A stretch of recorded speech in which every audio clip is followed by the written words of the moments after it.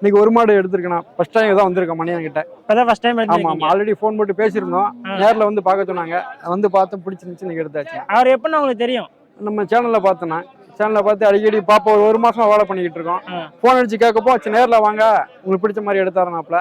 அது கொஞ்சம் மீடியம் பட்ஜெட்ல நல்ல மாடா வேணும்னு கேட்டா உங்க பட்ஜெட்டுக்குள்ள அமைஞ்சிருச்சு. நல்லபடியா நல்ல மாடு அமைஞ்சிருச்சு. சரி, எத்தனை மணிக்கு சந்தைக்கு வந்தீங்க? நைட் 2 மணிக்கு வந்துட்டேண்ணா.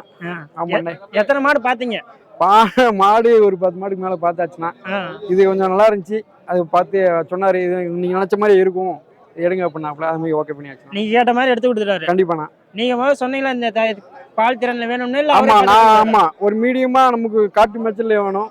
ஒரு 16 லிட்டருக்குள்ள இருந்தாலும் போதும்.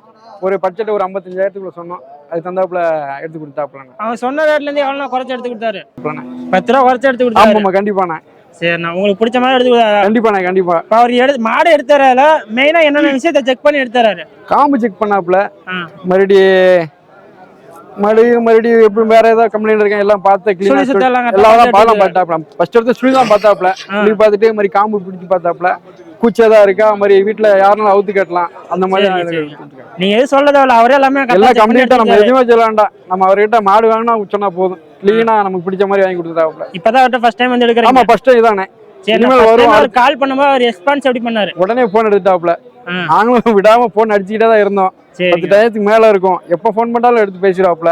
ரெஸ்பான்ஸ் கரெக்டா கொடுத்தாரு. ஆமா, அடுத்து மாடு எடுக்கணும். நமக்கு நேற்று வந்து கோயில்பட்டி, அண்ணன் திருப்பூர். சரி, நம்ம வந்துட்டோம்னா அடுத்த நம்ம ஒரு 10 நாள் கழிச்சு மாடு எடுக்க வேண்டியிருக்கு. அதை நம்மளும் கூட வந்துட்டு பார்த்துட்டு எடுத்துட்டு இருக்கணும். சூப்பர்ண்ணா.